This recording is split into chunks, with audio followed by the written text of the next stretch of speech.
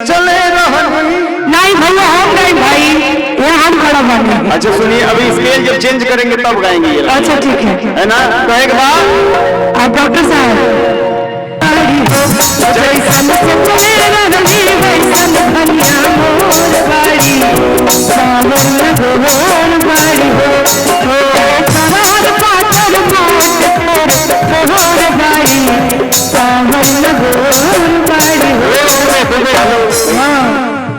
ये अमन भैया की फरमाइश थी। बुलाइए अमन भैया कहाँ है?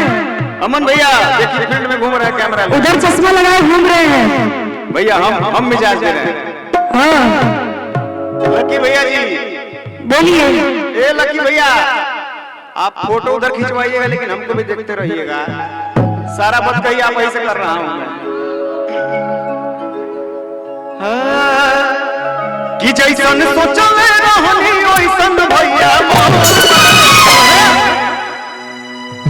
अमन भैया, आप लोगों का डांस जब होगा तब मजा आएगा। यहाँ जाते किसी लोग यहाँ पे है कि जैसन सोचले रहनी वैसन भैया।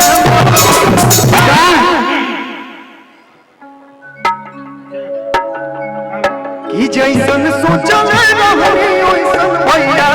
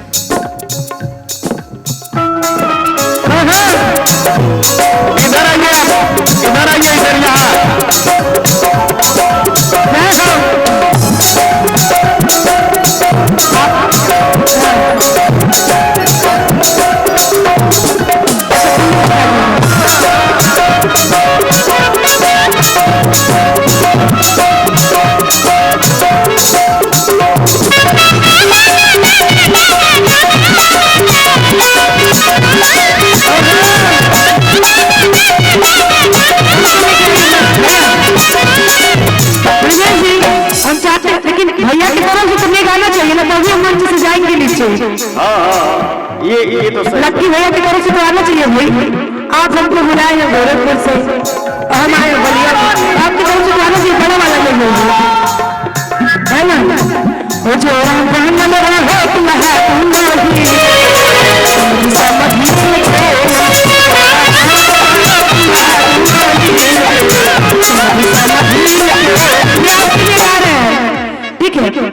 दुल्हा दुल्हीन के समधीन के, दुल्हा दुल्हीन के समधीन के। ये तो नहीं। हाँ ऐसे मजा नहीं आ रहा, सबको लेके इधर आइए। अच्छा लेकिन इनकी तरफ से नेक आ जाए तो है भाई। हम तो लेके आओ। हाँ अब नेक तो आना चाहिए आपकी तरफ से। हेलो हाँ कि पुरानी कला के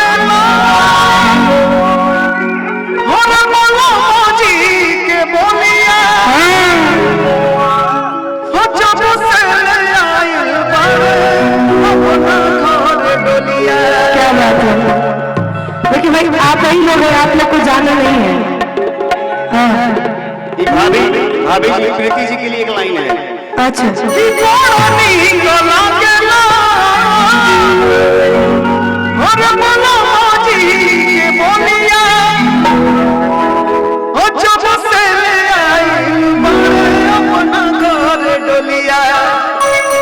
लेकिन सुनिए भूषण सिंह, अभी भैया थोड़ा बिजी है लेकिन भाई भैया लोग को लेकर हमारा है।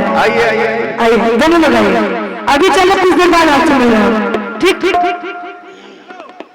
कि थोड़ा बिल्कुल कि थोड़ा